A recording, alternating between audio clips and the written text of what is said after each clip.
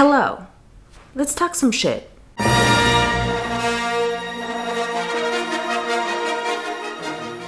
So let's just go ahead and get the usual disclaimers out of the way when it comes to these kinds of videos.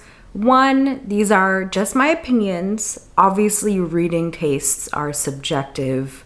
So you may have loved these books. You may have had a good time with these books that I'm going to be talking about in this video, and that is good. We're cool, I hope. This is not an indictment on you or a moral failing on you if you liked these books that I didn't like. So hopefully we can keep it civil. And if for some reason you are an author whose book is mentioned in this video and you've randomly stumbled across my video, I urge you, I really do, I urge you to just click away, you know, like for your mental health. Do you know what I mean? Because we don't need to do that. This is not for you. Do you know what I'm saying? This is for readers. Do you know what I mean? So let's just get into it. I think we should get this first book just out of the way. And that is Red Rising. I've talked at length about my thoughts on this book. I have a vlog here where I talk a lot about my thoughts. And I also have a couple TikToks that I made that I will link in the description if you want to go and watch those videos. Now, for those of you that are chill Red Rising fans, do you know what I mean? We're cool. We're cool. I might be judging you just a little bit. I won't lie. But we're cool. You know what I mean? Like, we're cool. But for those of you, the stans, who felt the need to come into my TikTok comment section and tell me that I'm stupid or I just don't understand the book or that I'm wrong, keep commenting. It's only making me stronger. It is making me bitchier, pettier, and more vindictive than ever. So keep on commenting and turn me into the final boss. Okay? Because nothing that you say will make me be on your side. It makes me pray on this series' downfall. I'm not gonna lie to you. It only makes me hate it even more than I already did. I had a regular dislike of it after I first read it, and it just turned into this fiery hatred because of y'all. So happy for you. Okay. Next up is The Selection, which is a book that I read, oh gosh, earlier this year. I want to say in like January or February for a failed video where I was attempting to read all of the YA dystopian books that came out of the Hunger Games popularity. And I still kind of want to do that video. Maybe it'll happen, maybe it won't, I don't know. But I did read that book, and the reason why it was kind of a flop was because the HarperCollins Union was happening at the time, and yeah, the majority of the books for that video were HarperCollins titles, so I didn't want to promo any of those, even though it was more likely that I would be talking shit about them. But I read The Selection. I honestly can't even remember much about it at this point. I will say, like, I listened to this on audiobook, and I was having a silly, goofy time at the beginning. I was like, oh, maybe this is like gonna be bad, but bad in a fun way. But it got really annoying. Why is her name America Singer? Why did anything happen the way it did? And why was the dude, was his name Maximus? I don't remember what his name was, but why did he talk like in ye olde English times? It just didn't make any sense to me. He was like super like proper, and I'm like, you're a teenager in like a dystopian America, and there are like cameras. Like, let's be for real. Technology exists. Let's not do all of that. Your parents aren't even talking that way. That's weird. So yeah, I can't even go on much about this book because I just promptly yeeted it out of my memory. But it was not good. So the next book I wanted to talk about was one that, like, it wasn't like the worst book that I read, but I didn't like it and it was kind of disappointing. And that is The Sweetest Remedy by Jane Igharo. And I was having a hard time. Like, I even like forgot that I read this book. I went back and looked at the wrap up in where I talked about this book, and I remember just like feeling like this book was going into so many different directions. It wanted to tackle many different things, and it just couldn't find what it wanted to do, and just left a lot of things hanging. I feel like because it wanted to tackle too many things, it tackled all of it poorly. And then there was some other thing. I recall like one of the siblings in this book is Nigerian, grew up in Nigeria, but wants to be a rapper, and kind of adopted this kind of like American black accent. And it was weird, and no one commented on that. And I thought that would have been a really good opportunity to talk about like the diaspora and all that stuff, but it did not go that way. And I just didn't really like this book, and it kind of put me off reading other books from this author just because I've heard mixed things. And I just, yeah. Oh boy, let's talk about Fourth Wing and Iron Flame, because I did read that also. Fourth Wing was bad. Iron Flame was even worse. I mean, what can I say that people haven't said already? I think this is another one where I was kind of having a silly goofy time for like the first like 20% of this book, and then it just got worse. It was no longer silly goofy fun times anymore. The world building is some of the worst world building that I've come across in any like fantasy or speculative type of story. It was completely nonsensical. Why did her mom decide to force her disabled daughter, who grew up thinking and studying to become a scribe, why did she force her suddenly, like a year before she was going to enter this military college, to become a writer? And that just seems like she was really setting up her daughter to fail and potentially get killed. And it's like, I know it gets kind of explained in Iron Flame, but I think it's a really stupid explanation and still nonsensical to me. And it's just constant nonsensicalness. Like, I don't really know what to say. I don't know how Rebecca Yarros was able to write so many pages full of nothing and nonsense. Everybody's annoying, minus what's her name, that scribe who's like narrating all of this. Free my girl. I like the dragons too. They're like fun, I guess, but there's not enough of them, and I think they're both underutilized and not utilized in the way that they should be. Oh, I feel like I have so many things to say, but at this point I'm just like, I'm exhausted by this series, and honestly kind of exhausted by its fans a little bit. I guess I can kind of understand why people like it, but I think it's one of those things where I keep seeing people say, you know, like, this is just brain off reading. I'm here for a good time, which, like, to an extent I can understand. But I feel like even if you're just reading for entertainment or for a good time, like, you don't really want to, like, think too much about it, you can still expect and want a solid product. Do you know what I mean? And there's a lot of people, I feel like, saying, you know, it's not like Pulitzer Prize winning, it's not award winning, like literary merit book. It's just like a fantasy romance, which again, like, I think it's okay to expect a solid product for fantasy romance.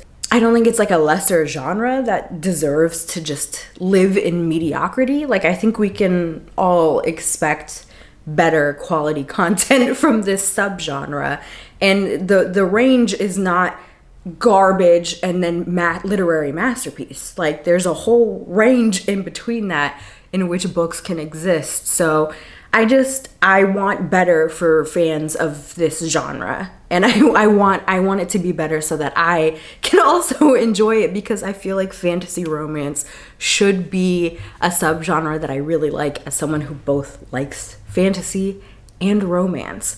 But it's not, yeah.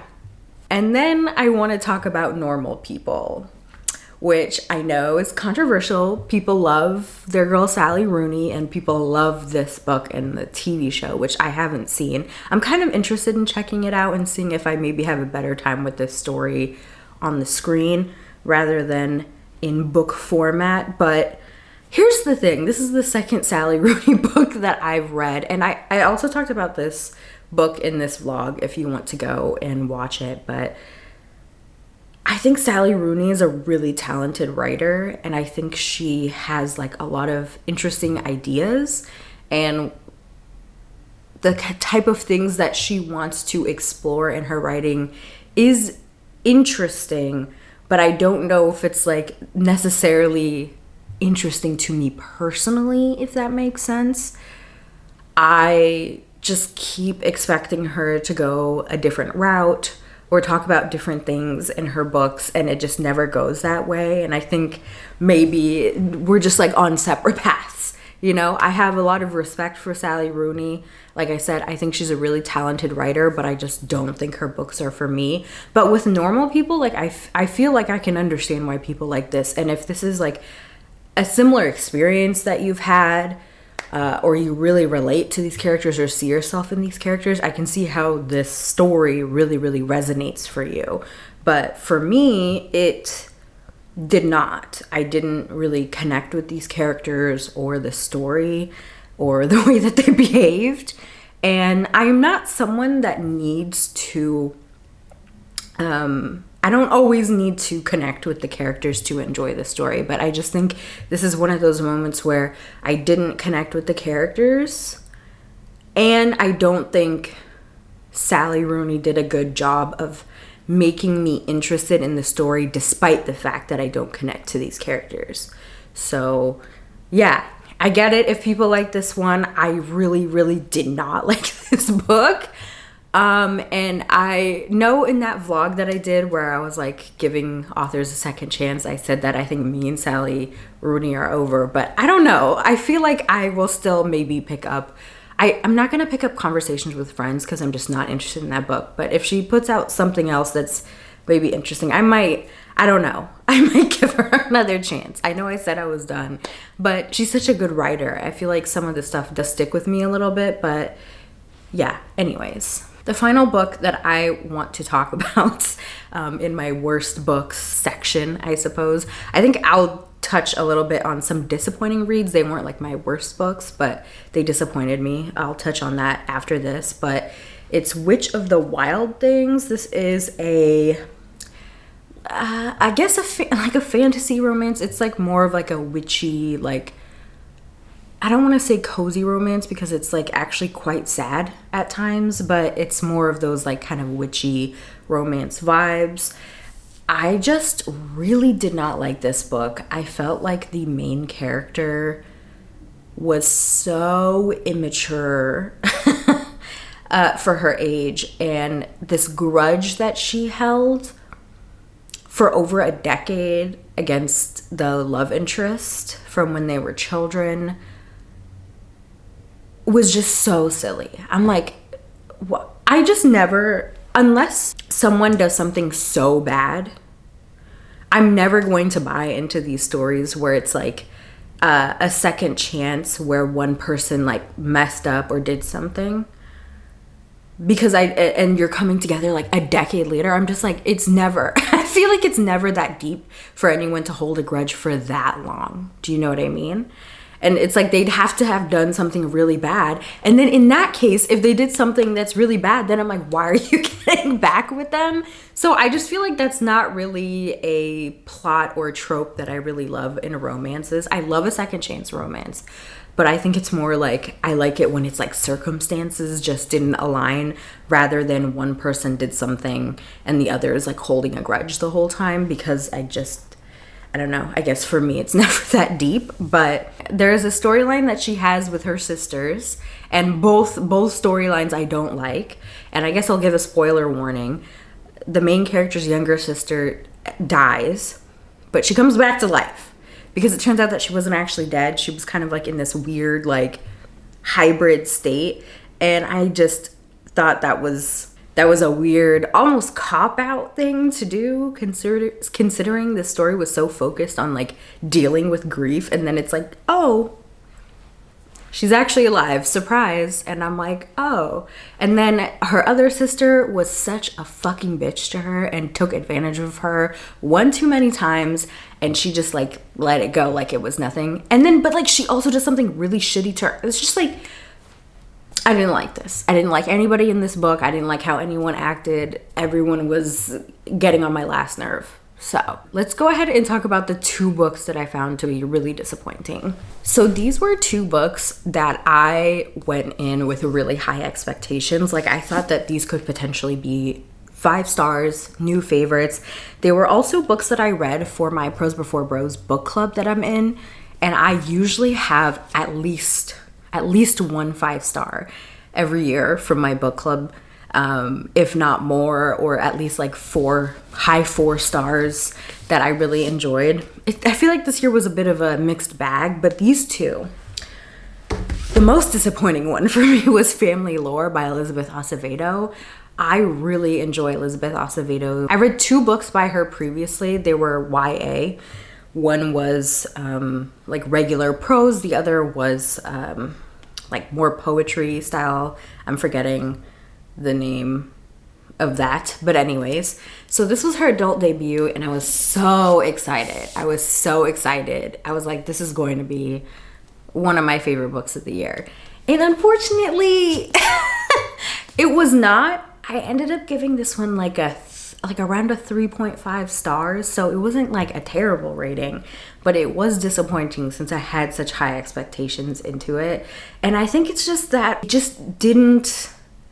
it was missing something. Like, I don't really know what. Like, I think I just wanted more out of everything. I know for a lot of people, what they didn't love about this book was the writing style and how it bounced between perspectives and timelines so frequently. Just even within like a paragraph, it will like switch around. I actually kind of enjoyed that. I was told, someone who listened to an interview with Elizabeth Acevedo, and in that interview, she said that she was listening to a lot of jazz while writing this book. So she kind of adopted kind of the cadence and like improv style of jazz music while writing this. And I can see that in it. And I quite frankly enjoyed that aspect of the book. But I just wanted a little bit more from everybody and everything. There were parts of this that I resonated with, but yeah, it just wasn't a new favorite, unfortunately. The other one was Black Cake by Charmaine Wilkerson, which I read earlier this year. I want to say in March maybe, and I was really excited for this because I saw this on a lot of people's like top books of 2022. And unfortunately, this one also just didn't vibe with me. Like, this was multi-generational family saga, immigrant story. I was like, oh, this is the perfect book for me. And unfortunately, it was not. I think I gave this one a 3-star. Again, there were parts of this that I did resonate with, but for the most part, I didn't really enjoy the writing style of this one. I also, I don't know that we needed the 2 children's perspective in this. I don't know. Like, I understand why they were included, but it wasn't done in a way that I enjoyed. I mostly cared about like the past perspective with their mom, and yeah, I don't know.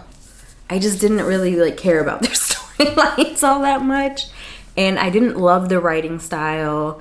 It felt like it was a short story collection rather than a cohesive story, and this one just unfortunately did not work for me all that much. But I am curious about checking out the TV show because I know that just came out kind of recently on Hulu, and I'm wondering if maybe like I was mentioning with normal people, maybe I will like this story better on screen than I liked it in the book. Those are all of the books that I wanted to talk about in my worst books of 2023, and also 2 books that disappointed me. If you liked any of these books, like I said, I'm happy for you. Do not come for me in the comments. because I will fight you.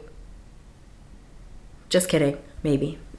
And I will see you in my top books of 2023, which I will not be posting until January 1st because I have one more book that I'm trying to finish up before the end of the year that could potentially maybe be a favorite. I'm not sure, but I'll catch y'all in the next video.